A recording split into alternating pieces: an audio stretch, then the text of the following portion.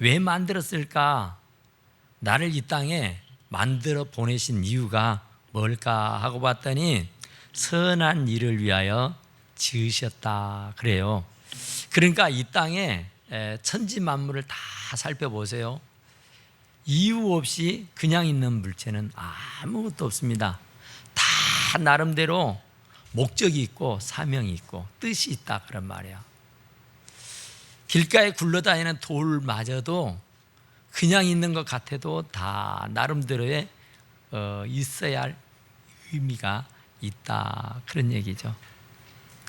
그러니까 오늘 우리들을 또 하나님께서 이 땅에 보내주신 이유는 나를 통해서 한 영혼이라도 구원하고자 하는 그런 원대한 계획과 꿈이 있다 그런 얘기예요.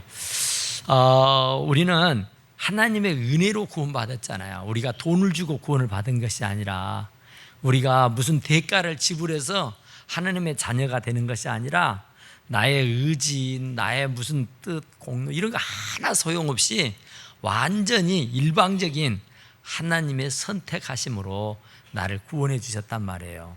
그러면 나를 구원해 주신 이유가 뭐냐? 선한 일을 하도록 하기 위해서. 그 선한 일이라는 게 뭐냐? 세상에서 가장 선한 일, 지옥 가는 사람을 천국 가게 하는 일보다 더 선하고 더 좋은 일은 아마 없을 겁니다. 그러니까 그 선하고 그 좋은 일을 우리들에게 맡겨주셨다 그런 얘기예요. 우리가 학교 다닐 때에 다 숙제 해봤잖아요. 숙제, 과제. 하나님께서 우리들을 이 땅에 보내실 때에 과제를 주셨어요. 숙제를 다 하게 하셨단 말이에요. 그러니까 그 과제를 잘 해가야 매를 안 맞고 꾸중을 안 듣고 벌을 안 받고 청소를 안 해요. 우리가 학교 다닐 때에 숙제를 안 해가지고 가면 반드시 매를 맞거나 벌을 받거나 하다못해 화장실 청소를 해야만 했습니다. 그것은 반드시 했어야 해요. 그런데 어느 날은 운이 좋게도 선생님이 깜빡했는지 숙제 검사를 안 할 때가 있습니다.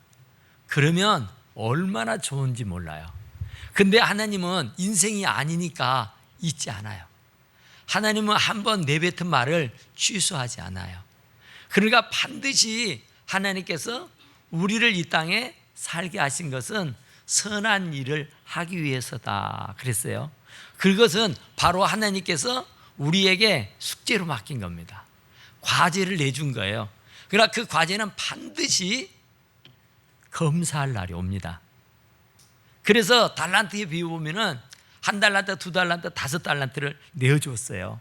그래서 배로 남긴 사람은 잘했다, 착하고 충성된 종이다 칭찬하고 그러지 않아요.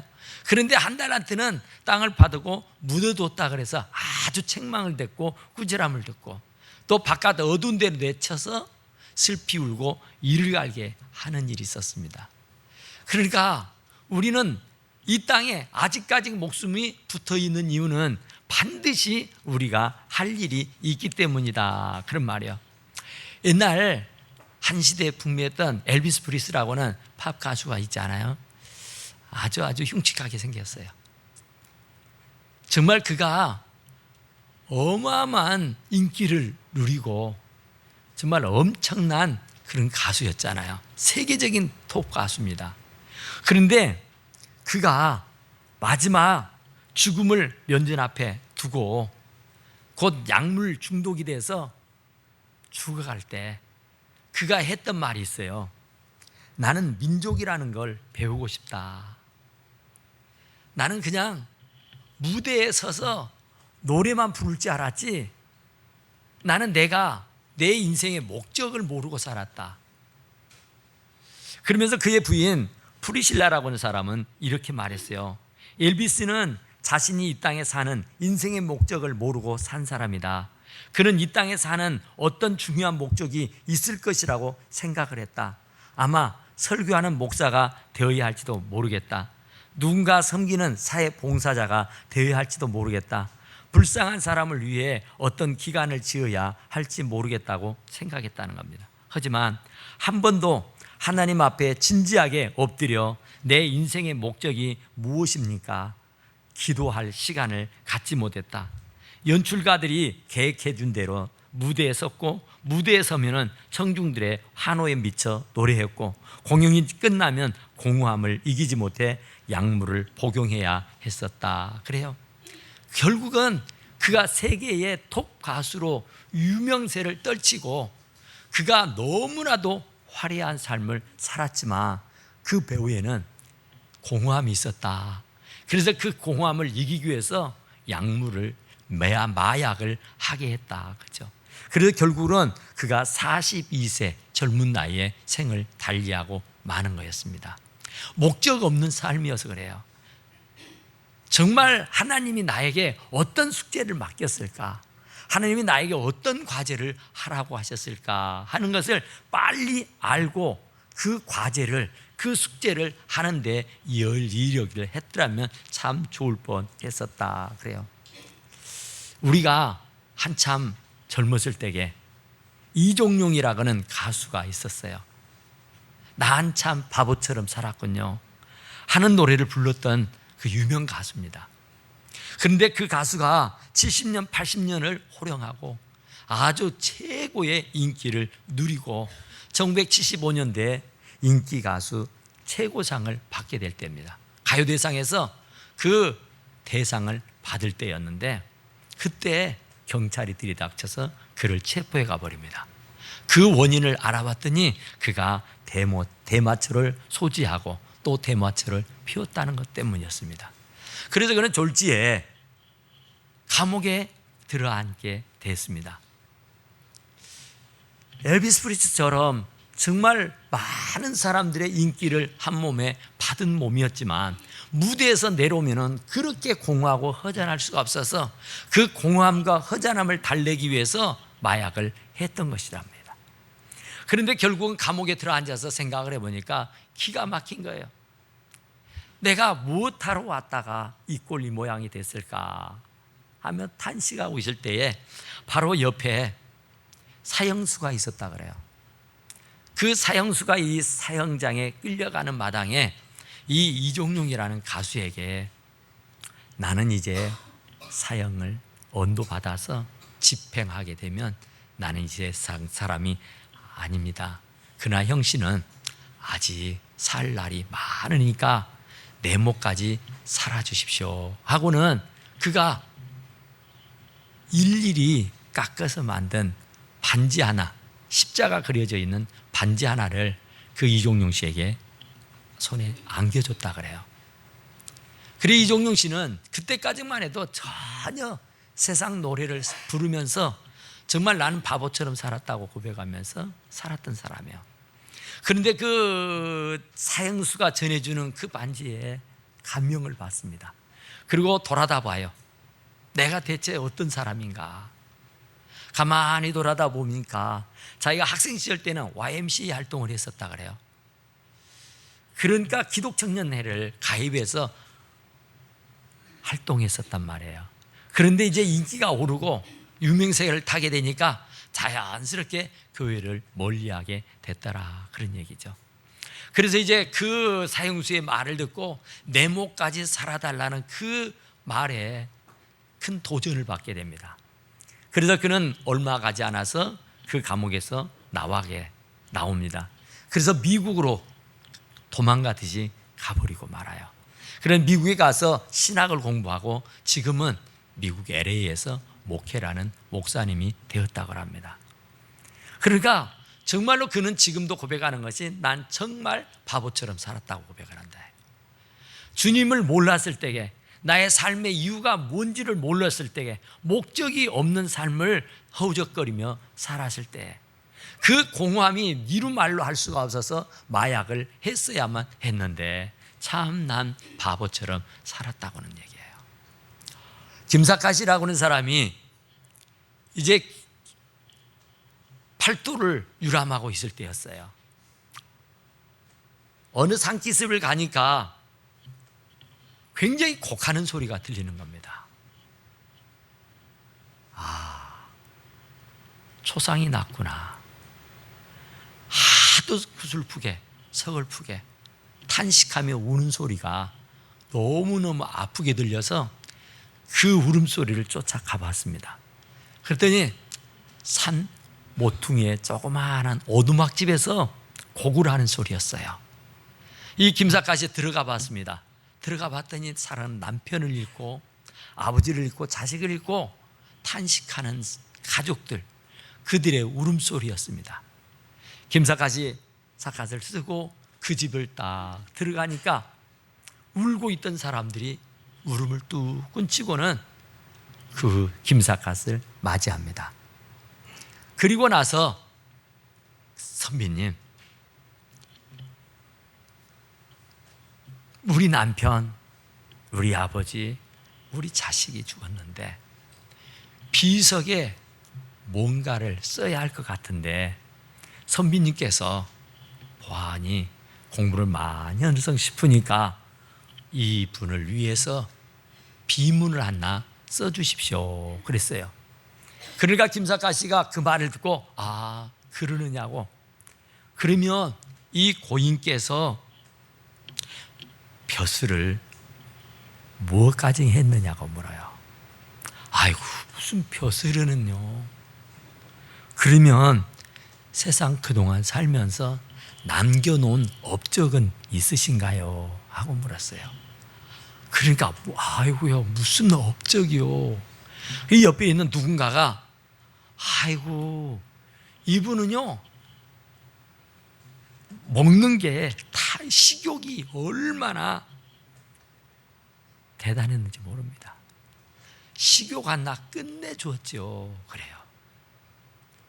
그래 이 김삿갓이 그 얘기를 듣고는 먹과 붓을 달라고 합니다.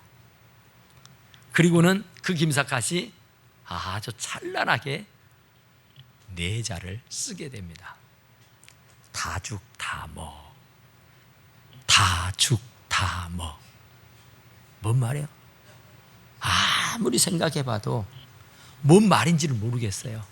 그래도 이 선비가 써준 비문이라 그걸 딱 비석에 새겼습니다. 그 시간이 많이 지났어요. 그리고 나서 대체 이 말이 무슨 말일까? 의미가 있어서 써준 말인데 곰곰이 생각하다 못해서 거꾸로 읽어봤어요. 먹다 죽다, 먹다 죽다야. 이게 웃을 일이 아니에요.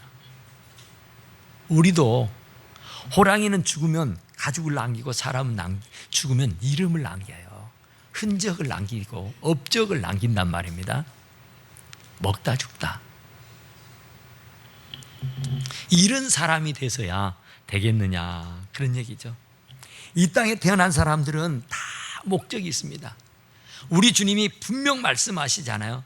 선한 일을 위하여 지으셨다고. 그래서 선한 일 중에 가장 성한한 일이 영혼 구원한 일이겠죠. 선하고 선한 일이 구제하고 선거하는 일이겠죠. 어렵고 힘든 사람을 도와주는 일이고 섬겨주는 일이겠다 그런 말이에요. 그러니까 그런 일들을 위해서 하나님이 나를 불렀고 택하신 것이다 그런 얘기예요. 그러니까 우리는 그 하나님의 목적에 부응하는 사람이 되어야지 먹다 죽다 하는 사람이 돼서는 아니 되는 것이다 그런 얘기예요. 그러니까 하나님이 나를 이 세상에 아직까지 살려두신 것은 분명 선한 일, 착한 일, 좋은 일 더 많이 하라고 남겨주신 줄로 믿으시기 바랍니다. 탈무드에 보면은 선한 일은 이렇게 하라 하는 말이 있어요.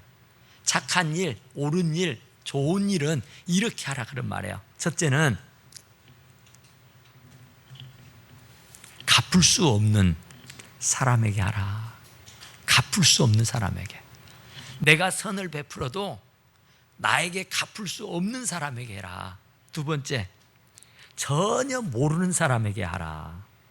세 번째, 누가 주었는지 모르게 하라.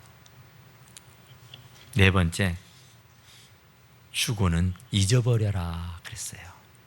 선한 일은요, 섬기는 일은요, 좋은 일은요 하고 기억하지 말아라. 누가 했는지 모르게 해라. 그래서 성경은 오른손이 하는 거 왼손이 모르게 하라 그래요. 갚을 수 없는 사람에게 하라. 그것은 곧 하나님께서 구임을 받는 것이다 그러죠. 우리는 눈꽃만한 것 해놓고 생색내고 낯내고 안 알아준다고 어쩌고 저쩌고 하는데, 정말 우리는 이름 없이 빚 없이 해야만 하는 것이다 그런 얘기예요. 어느 집에 어린 아이 하나에게 어머니가, 애야, 아주 깊은 밤이에요. 한밤중인데, 아들아, 저 뒷뜰에 가서 그 빗자루 하나 가져오려무나 그랬어요. 뒷뜰 광에 가서 빗자루 하나 가져오라는 겁니다. 엄마, 이 밤중에요. 무서워요. 못해요.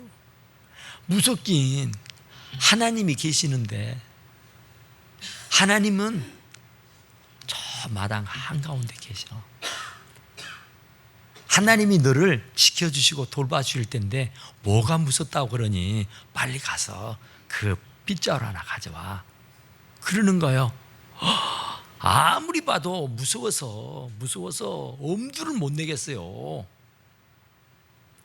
그래도 이 아이가 용기를 내서 문을 삐꿍 하고 엽니다. 하나님 거기 계세요? 예? 하나님 거기 계시냐고요? 계시면요 그 광에요 빗자루 있거든요. 그것 좀 갖다 주세요. 그랬. 우리들 얘기해요. 하나님께서 우리에게 일을 맡겼는데 이런저런 핑계 이유 변명하면서 하나님이 해달라는 거예요. 그건 내 숙제거든요. 그건 내 과제거든요. 내가 할 일이거든요. 그런데 시간이 없어서 못한대요. 바빠서 못한대요. 없어서 못한대요. 아니, 하나님은 우리들의 주인이고 우리는 그분의 종인데, 주인이 우리들 보고 이 일을 이거 대라 저거 대라 하는데 시간이 없다고 핑계대요. 종이 감히 주인의 말에 토를 달고 이유를 달고 변명을 할 수 있느냐고요. 스케줄이 있다고요, 바쁘다고요, 분주하다고요, 없다고요. 이렇게 저렇게 핑계대고 변명할 수가 있는 게 아니란 말이에요. 그런데 이 어린아이처럼 하나님 보고 빗자루 갖다 주라는 거예요. 그 빗자루는 내가 가져와야 될 일이에요. 내가 응당해야 할 사명이에요. 내가 해야 할 과제요, 숙제라 그런 말이에요. 그런데 그 숙제를 하지 아니하고 그 과제를 내가 감당하지 아니하고 하나님 보고 하라고, 다른 사람 보고 하라고 다른 사람들에게 다 떠맡겨버리는 일들이 참 많다 그런 얘기예요.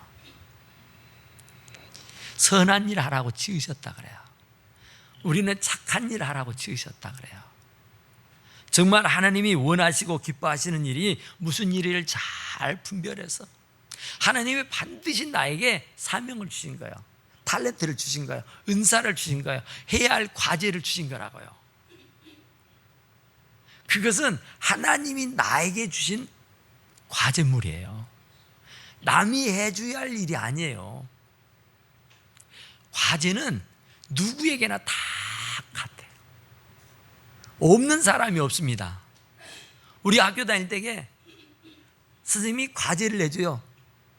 산수, 국어, 자연 뭐 이런 것들을 공부할 때에 오늘 숙제하고 숙제를 내줍니다. 그러면서 누구는 반장이니까, 누구는 생활부장이니까, 누구는 주번이니까 숙제 안 해와도 돼. 그런 사람 없습니다. 숙제는 반장이고 부반장이고 회장이고, 숙제는 생활부장이든 당번이든 할 것 없이 다 해야만 하는 것인 줄로 믿습니다. 그러나 이 땅에 사는 사람은 다 숙제가 있고 과제물이 있어요. 외에는 한 사람도 없습니다. 없는 사람은 하나님이 데려가신다니까요. 아직 나를 살게 하고 이 땅에 남겨두신 것은 내가 해야 할 일이 믿기 때문인 줄로 믿습니다. 우리가 늘 드리는 말씀이지만 사해바다와 갈릴리 바다, 사해바다는 죽은 바다입니다. 거기는 고기 한 마리 살 수가 없어요. 왜 그런가 하고 봤더니 그 사해바다는 물을 받아들이기만 하지 내보내지를 않은 거예요. 그러면 썩습니다. 그러면 거기에 고기가 살 수가 없어요. 그런데 갈릴리 바다는 물을 받아서 속속이 내보내는 일을 해요. 그러니까 언제나 그 바다는 고기들이 많이 자랍니다. 우리가 받은 건 흘러보내야 썩지 않습니다. 우리들은 참 유통기간 별로 그렇게 신경 안 씁니다. 썩은 거 먹어도 그냥 살더라고요. 그렇게 큰 문제 없는데 우리 아이들은요, 있다면 한 번씩 냉장고를 검사를 합니다. 그러면 더러 유통기간이 지난 그런 것들이 나와요. 음식물들이. 그러면 여지없이 쓰레기통에 담아버립니다. 얼마나 아까운지 몰라요. 안 먹고 애껴놨는데 애낀 게 결국은 뭐가 돼요? 그것이 돼요. 아끼면 똥이 됩니다. 하나님이 주시는 것은 막 써야 되는 거예요. 막 흘려보내야 되는 거예요. 막 나누는 거예요. 막 베푸는 거예요. 선한 일 하는 거예요. 하나님이 나에게 특별한 탤런트를 주었어. 노래를 잘하는 탤런트. 하나님께서 나에게 특별한 은사를 주셨어. 돈 버는 은사. 남들보다 나가 월등해. 그것을 주실 때는 그것을 통해서 하나님이 영광을 받으시고 그것을 통해서 많은 사람들에게 선한 영향력을 미치고 나누고 베풀고 살라고 주신 것인 줄로 믿습니다. 그것을 쌓아두라고 주신 것이 아니에요. 쌓아두면은 썩더라고요. 쌓아두면 결국은 쓰레기가 되더라고요. 그렇잖아요. 제가 시골에 있을 때 그 샘물을 있었다고 하잖아요. 집안 한 교영탱이가 샘물이 있었는데 날마다 퍼주면요 언제나 싱싱하고 맑고 깨끗한 샘물을 먹을 수가 있어요. 근데 하루 이틀만 안 떠내면요 물이 넘치지는 않지만 결국은 썩어서 먹지 못하게 되더라고요. 그런데 계속 먹고 또 빨래하고 설거지하고 청소하고 그러면서 그 물을 막 다 퍼내도요 하룻밤 지나고 나면은요 또 그만큼 꽉 차 있습니다. 얼마나 물맛이 좋은지 얼마나 깨끗하고 상쾌한지 몰라요. 그런데 그것이 아깝다고 해서 그냥 묵혀두게 되면은 하룻밤도 안 가서 썩어서 냄새나서 먹을 수 없는 물로 변해버리고 말더라, 그런 얘기예요. 하나님께서 우리에게 주신 탤런트, 하나님께서 우리에게 주신 은사, 하나님께서 우리에게 주신 특별한 은혜가 있다고 하면은 그것은 나누라고 준 거예요. 베풀라고 준 거예요. 선한 일을 하라고 주신 것인 줄로 믿습니다. 내가 남들보다 더 여유가 있다, 남들보다 더 특별한 은사가 있다, 그것은 나 혼자 간직하고 썩히에 두라고 하는 게 아니에요. 먹혀두라고 하는 게 아니에요. 그건 가짜없이 막 나누고 베풀게 되면은 하나님께서 또 채워주시고 후히되어 넘치게 해서 안겨주시게 되는 줄로 믿으시기 바랍니다.